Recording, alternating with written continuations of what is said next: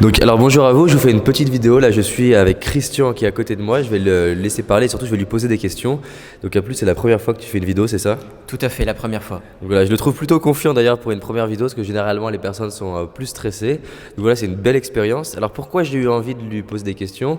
On est en coaching depuis maintenant à peu près 6 mois à peu près. voilà. 6 mois, je suis littéralement bluffé, sachant que je l'ai fait que lui dire tout à l'heure, bluffé par le shift qu'il a opéré dans les 2 derniers mois. Et il a fait que le coaching me parlait que de prise de conscience et tout. Et je me suis dit, c'est trop puissant pour que je garde ça pour moi. Et donc je me suis dit, je vais lui proposer d'aller partager un petit peu 2-3 trucs qu'il a capté, compris, voilà, qu'est-ce qui a changé. Et ça peut peut-être vous inspirer vous aussi à avoir plus de résultats et vous impliquer. Alors voilà, pour commencer sur un truc simple, est-ce que tu partageais ce qui se passe là au niveau de ton boulot et comment tu cherches ton emploi en fait? En ce moment, je cherche l'emploi qui me convient le mieux.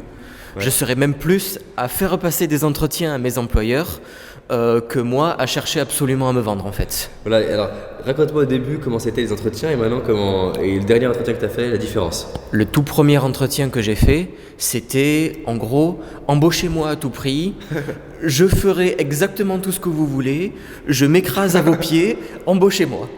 Et la dernière fois, c'était comment alors? La dernière fois, c'était une vraie discussion avec l'employeur, discussion 50-50, j'ai autant parlé que lui, c'était presque moi qui lui posais des questions sur le nouveau travail que j'allais faire éventuellement, quelles étaient les difficultés, les intérêts, et comment est-ce que moi je voyais ce travail-là au sein de l'entreprise. Alors du coup, ça déjà je trouve ça énorme. Et ça fait quoi alors d'être le recruteur qui recrute les recruteurs? Pour moi, c'est génial. Disons que ça me permet d'être plus confiant et surtout de savoir que le boulot que je vais faire, enfin d'être confiant dans le fait que le boulot que je vais faire me conviendra Énorme. et que je pourrai m'y épanouir. Alors je sais pas si vous mesurez à quel point c'est énorme comme truc, parce que si vous avez des entretiens d'embauche, je le répète à longueur de journée, c'est vous qui recrutez, c'est vous qui êtes l'opportunité.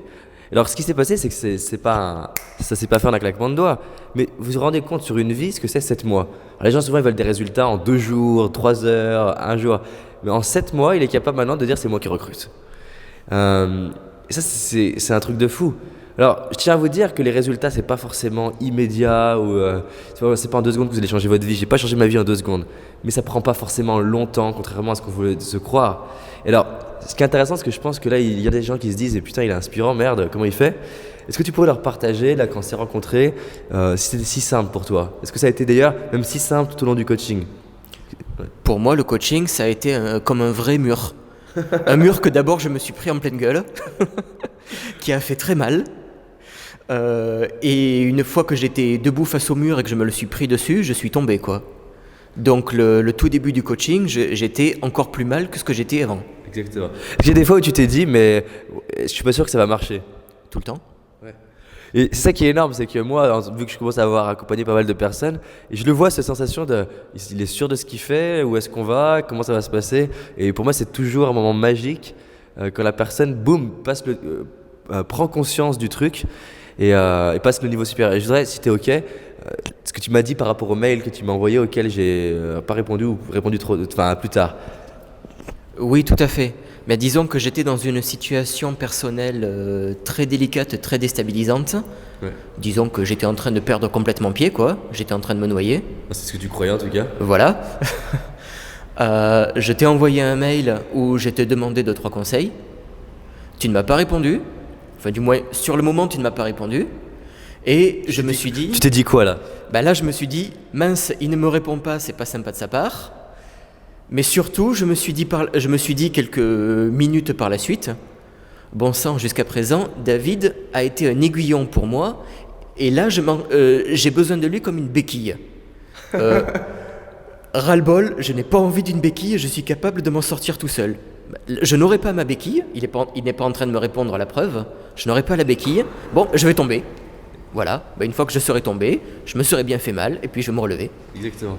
Alors, tu vois, ce qui est énorme là dans ce qu'il partage et ce qu'il raconte, c'est qu'il y a beaucoup de gens qui disent je vais me faire accompagner, prendre un consultant, prendre un coach pour tenir ou pour être motivé. Alors qu'en fait, la clé, c'est justement si vous êtes trop en train de soutenir, vous minimisez la personne, elle ne prend pas sa responsabilité. Et la magie qui se passe dans un coaching ou même en tant que parent vis-à-vis d'un enfant ou en tant que manager, c'est d'arriver à trouver l'équilibre entre à la fois j'accompagne, je soutiens, je guide, mais si je suis dans l'excès de ça, eh bien en fait, la personne ne prend pas ses propres responsabilités. J'adore cette phrase des Chinois qui dit on reconnaît un bon maître de guerre quand lorsqu'il est parti, on n'a plus besoin de lui. Ça ne m'intéresse pas que Christian il ait besoin de m'appeler pour se sentir bien jusqu'à la fin de sa vie. Alors c'est sûr que du coup, on pourrait se dire c'est cool, au moins c'est bien. Mais non, moi ce qui m'intéresse, c'est que, et c'est ce que je répète à longueur de journée dans les webinaires, c'est que je ne sois pas là pour remplacer quelque chose, mais je suis là pour permettre de passer le palier supérieur, palier supérieur.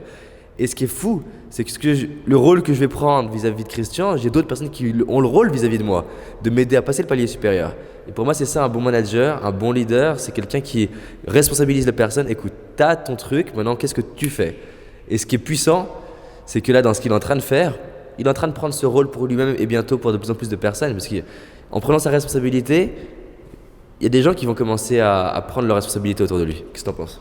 Je suis tout à fait d'accord avec ça.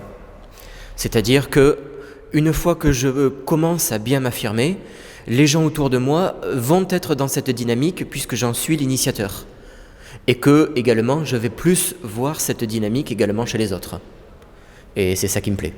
Alors j'ai une dernière question à te poser. C'est une mauvaise nouvelle pour eux. Il y a des gens qui me disent mais David, quand tu vas m'accompagner, est-ce qu'il y aura plus de problèmes, plus de difficultés, plus de challenges? Alors est-ce que tu peux leur donner la mauvaise nouvelle? Oui, il va y en avoir 10 fois plus, 100 fois plus, 1000 fois plus. Alors qu'est-ce qui fait la différence du coup? Disons que si on ne fait face à aucune difficulté, on n'avance pas. Donc l'intérêt, c'est d'avoir justement ces difficultés-là, de les rencontrer, parfois de manière soft, plus souvent de manière hard. Plus on rencontre de difficultés, plus on apprend en fait. Et alors notez ça sur votre paperboard ou n'importe où. Plus on fait face à des difficultés, plus on apprend. C'est ça que tu as dit? C'est ça. Donc il y a plus de difficultés, mais la vraie différence du coup, elle est où la différence? Aujourd'hui chez toi? C'est que j'ai réussi à surmonter ces difficultés et donc que j'ai appris. Et ces leçons-là que j'ai appris par moi-même, vu que c'est moi qui les ai appris et pas toi qui m'as dicté quelque chose pour apprendre, il s'agit de mon expérience personnelle que je peux réutiliser dans d'autres situations. Tout seul. Tout seul. Donc voilà, là ce qui est énorme, c'est qu'en fait c'est tout seul qu'il apprend de ses difficultés passées, il s'en rend compte, il le réalise, il crée de nouvelles croyances. Et dernière question, du coup ton rapport au, entre guillemets, futur problème, il est le même qu'avant par rapport au futur ou pas? Il est complètement différent. Auparavant, un problème, c'était Catastrophe. un problème, une catastrophe, quelque chose de très délicat, de très difficile. Là maintenant, un problème, c'est au contraire un escalier qui va me permettre de monter plus haut. C'est un challenge, c'est une bonne nouvelle. Alors, vous comprenez pourquoi j'avais envie de l'interviewer, hein, parce qu'il y a une belle énergie comme ça, j'avais envie de vous partager ça. Et il vient de résumer tout ce que je vous transmets, je vous partage. C'est-à-dire que les gens pensent qu'avoir confiance en soi et réussir, c'est avoir 0 problème et 100% de confiance en soi. En fait, c'est pas ça. Avoir confiance en soi, c'est justement avoir la confiance que quand j'en ai plus, je vais être capable d'en récupérer. Que quand j'y arrive pas, je vais être capable de ravancer. Que quand je réussis pas, je vais être capable de me sentir bien. Que quand je suis malheureux, je vais être capable de me sentir mieux.